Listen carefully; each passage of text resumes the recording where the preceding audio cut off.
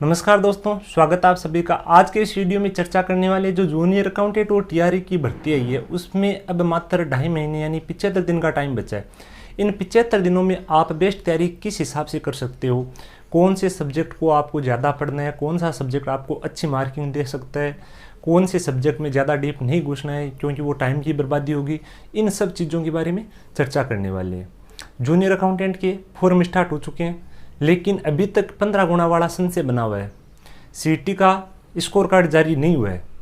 आशा करते हैं कि 5-10 दिन में स्कोर कार्ड जारी हो जाएगा जिससे स्थिति है वो बिल्कुल क्लियर हो जाएगी। यदि सीईटी का स्कोर कार्ड जारी हो जाता है और आप 15 गुणों में आते हो तो इससे अच्छा मौका आपको मिलने वाला है नहीं, क्योंकि बिल्कुल कम कंपटीशन, मात्र 75,000 जने, उनमें से 5,000 लेंगे। यदि आप 15 गुणा में नहीं आते हो तो अन्य भर्तियां जैसे संगणक की भर्ती आ रही है और आगे भर्तियां डिक्लेयर हो रही है उनकी तैयारियों में जुट सकते हो। यदि स्कोर कार्ड जारी नहीं होता है तो जिनके 170 आसपास नंबर हुए, 160 के आसपास नंबर है, वो सभी फॉर्म लगाएंगे। तो इस भर्ती की तैयारी किस हिसाब से करनी है इस बारे में अपन चर्चा करने वाले हैं। तो इसमें पेपर के 2 पार्ट है, पेपर फर्स्ट और पेपर सेकंड। पेपर फर्स्ट में गणित, अंग्रेजी, राजस्थान जीके, विज्ञान, कंप्यूटर, ये सब है। तो इनकी आप सीईटी के अंदर तैयारी कर चुके हो। बल्कि पेपर सेकंड जिसमें अकाउंट, ऑडिट, इकोनॉमिक्स, राजस्थान सेवा नियम, राजस्थान वित्तीय नियम, ये सब कुछ है, ये सब आपके लिए नया होगा। तो 75 दिन का डिविडेशन आपको किस हिसाब से करना है, कौन से पेपर पर आपको ज़्यादा ध्यान देना है, ये सब मैं बता रहा हूँ। 75 दिन आपको इसमें से हिंदी, अंग्रेजी, गणित, राजस्थान जीके, विज्ञान, कंप्यूटर, इन सब से आप परिचित हो। किसी न किसी भर्ती में आप इनकी तैयारियां कर चुके हो और सीईटी ग्रेजुएशन लेवल में ये सब सब्जेक्ट आप पढ़ चुके हो। तो 75 में से मात्र 25 दिन आपको 20 से 25 दिन में ये 6 पार्ट क्लियर करने हैं।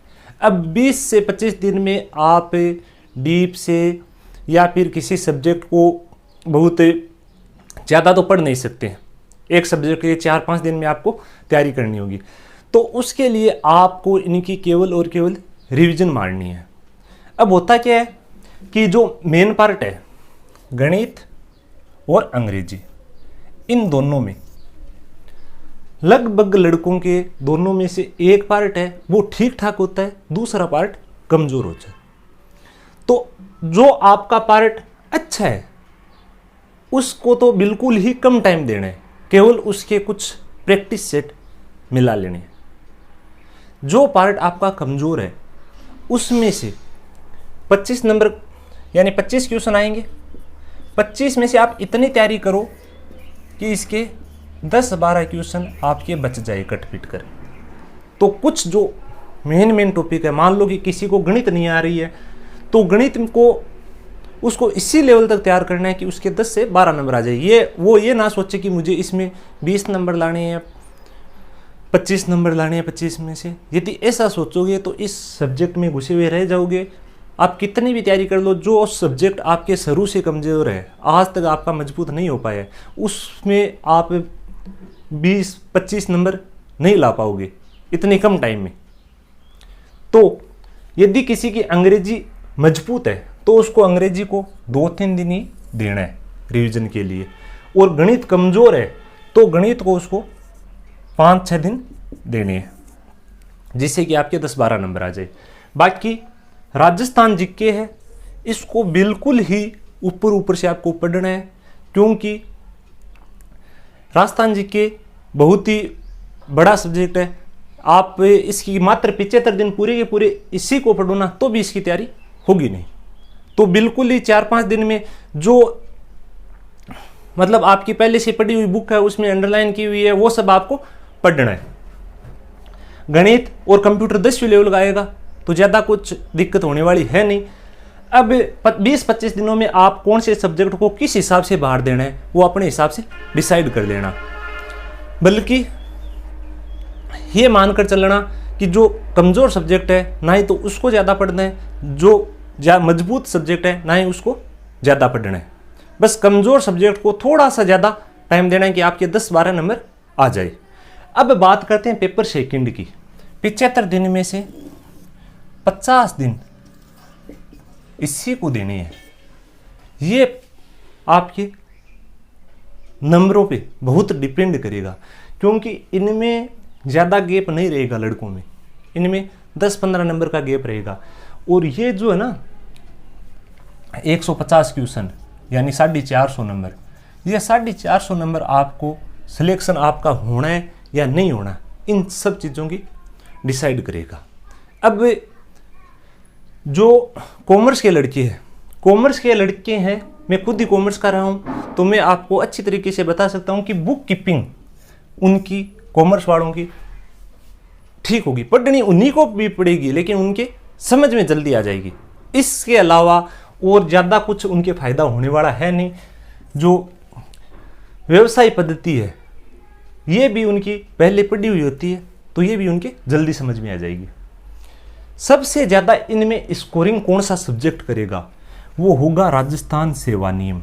राजस्थान सेवा नियम में आपके 25 में से 22-23 नंबर आ सकते हैं, और वो भी मात्र 6-7 दिन की पढ़ाई की।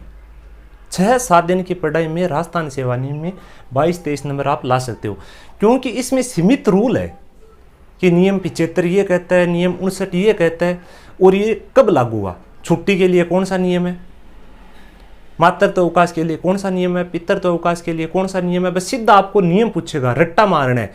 और केवल मतलब आप नोट्स बनाओगे ना तो 2 या 3 पन्नों के नोट्स बनेंगे मात्र। और सेम ही चीज है वित्तीय लेखा नियम, ये थोड़ा सा हार्ड रहता है, इसलिए इसकी नंबरिंग मान लो 20 नंबर। ये दोनों पार्ट राजस्थान सेवा नियम और वित्तीय लेखा नियम जो आपके लिए बिल्कुल ही नए हैं, आप ये सोचोगे क्या है ये, लेकिन ये आपको 50 में से 40 से 45 नंबर दे जाएंगे। इन दोनों को आप मेरी मानो तो सबसे पहले ही तैयार कर दो बोले, सेवा नियम और वित्तीय नियम। इंडियन इकोनॉमिक्स है, बहुत बड़ा सब्जेक्ट है, इसको आप बहुत ज़्यादा टाइम नहीं दे सकते, दोगे तो भी बहुत ज़्यादा स्कोरिंग नहीं कर पाओगे। यह है लेखा परीक्षा ऑडिट। ऑडिट, व्यवसाय पद्धति, बुक कीपिंग, इन सब को आप 10-10 दिन दो। बुक कीपिंग है, समझ में आने के बाद अच्छा स्कोरिंग देगी। समझ से पहले बुक कीपिंग भी आपके शुरू में ऊपर से जाएंगे, लेकिन बुक कीपिंग को छोड़ना नहीं है, बुक कीपिंग को पढ़ना है, ये स्कोरिंग देगी। इंडियन इकोनॉमिक्स को छोड़िए, 500 सब्जेक्ट को आपको टाइम देना है। सेवा नियम और वित्तीय लेखा नियम ये आपको अच्छा स्कोरिंग देंगे, 40-45 नंबर, इसलिए इन सब्जेक्टों के आपको पीछे पड़ना है। अब कौन से सब्जेक्ट को कितना टाइम देना है, ये सब चीज़ें तो अपन चर्चा कर चुके हैं। बुक की बात करते हैं। जो पीछे वाली भर्ती थी 2016 में लगभग पेपर हुआ था, उस टाइम तो सीखवाड़ ने इनकी बुकें निकाली थी, हर एक पार्ट वाइज अच्छी बुकें थी, हर बुक में से क्वेश्चन आए थे। बाकी फर्स्ट पेपर के लिए आप कोई भी लक्ष्य वगैरह की गाइड ला सकते हो, अपने हिसाब से देख लेना। मैंने अलग से गाइड से तैयारी की थी। इसके अलावा आप एक मॉडल प्रैक्टिस सेट की बुक भी जरूर ले आना, क्योंकि आपको मॉडल प्रैक्टिस सेट ही पेपर का अंदाज़ा बनाएंगे कि किस प्रकार के क्वेश्चन आएंगे। मैं ये नहीं कहता कि आप 40-50 प्रैक्टिस सेट में लाओ, क्योंकि टाइम बहुत कम बचा है, लेकिन कम से कम 8-10 प्रैक्टिस सेट आप जरूर मिला लेना, क्योंकि इसी से आपको पता लगेगा कि किस लेवल का पेपर आने वाला है। कोई भी मॉडल प्रैक्टिस सेट की बुक जो बाजार में आपको आसानी से उपलब्ध हो वो ले आना। पिछली मेरिट के बारे में भी आपको बता देता हूँ। वैसे तो पिछली मेरिट का इस मेरिट से कोई ताल्लुक है नहीं, क्योंकि मेरिट पेपर के डिफ़िकल्ट लेवल पर निर्भर करती है, और इस बार 15 गुना ही लड़के पेपर देंगे, कंपटीशन कम होगा, इसलिए मेरिट पिछली और इस मेरिट की अपन ज़्यादा तुलना नहीं कर सकते। लेकिन फिर भी एक आइडिया के लिए मैं आपको मोटा मोटी तौर पर बता देता हूँ। जो जनरल कैटेगरी थी उसकी 64% के आसपास थी, और ओबीसी ये वो पुरुषों की बात कर रहा हूँ मैं, 63.44%, यानी 571 नंबर मेरिट थी। ओबीसी महिला की 52-53% के आसपास थी और SC/ST की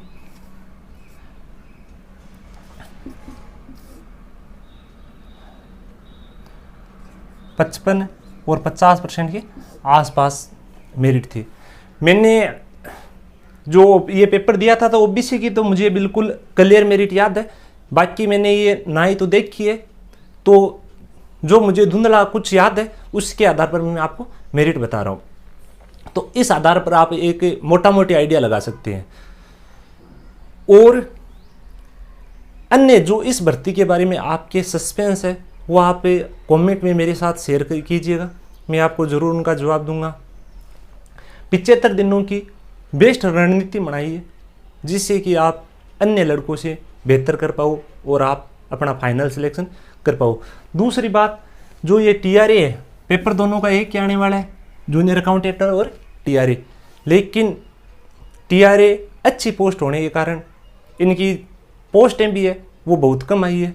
जो टॉप लड़के होंगे वो TRA का ही चयन करेंगे, तो TRA में चयन के लिए आपको बहुत ही बेस्ट तैयारी करनी होगी।